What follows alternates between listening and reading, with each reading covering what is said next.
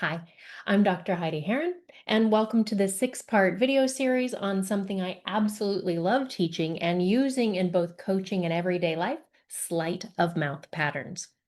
If you're new to sleight of mouth, or maybe you're just curious about how to challenge limiting beliefs in a way that feels smooth and respectful and even a little magical, then you are in for a treat.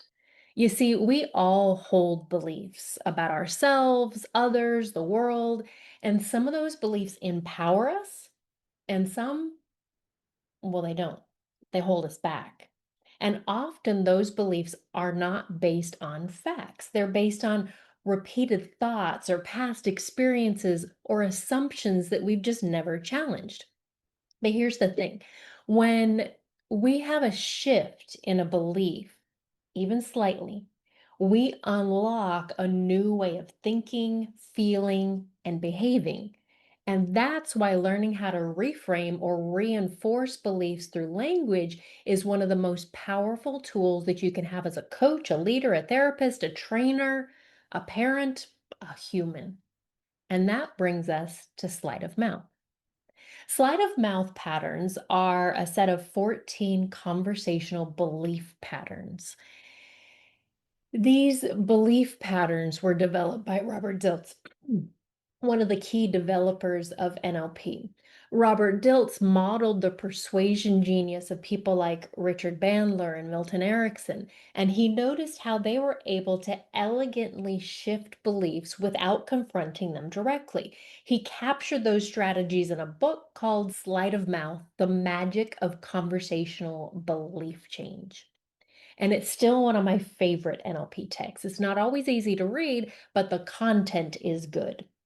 The name is a play on sleight of hand, like a magician's trick, but there's nothing sneaky about these patterns. These patterns simply help us to expand perspectives, to reinforce or reframe beliefs through conversation. They're incredibly useful in sales, leadership, therapy, coaching, even in your own internal dialogue. Each pattern gives you a different way to respond to a belief, especially one that's limiting. And not by saying that's not true or you're wrong, but by gently shifting the angle into a new perspective until that new perspective becomes visible.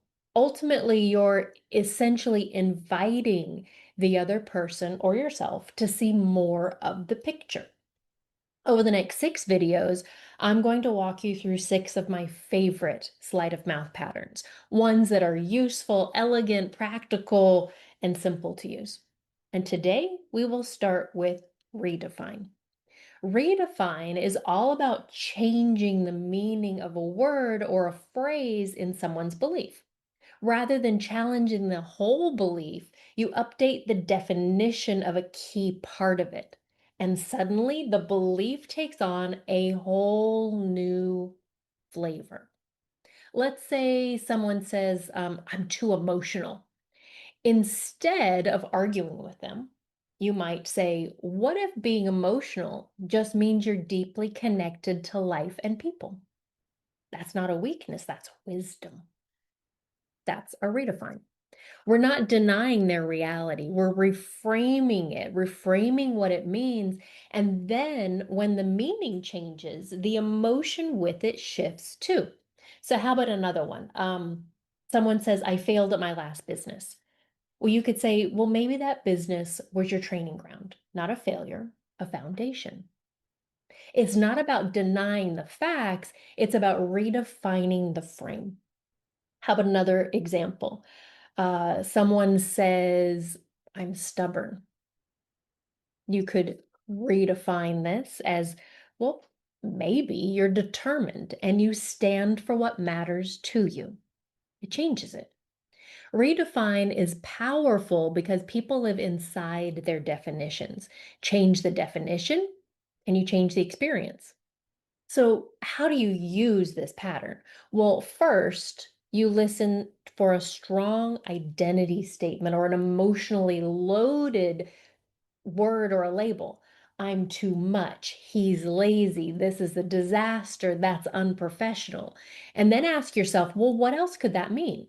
Now, you could ask them too, but this sleight of mouth pattern often is you shifting it as the therapist, the coach, the leader, the manager, the parent, and going, well, what else could that mean?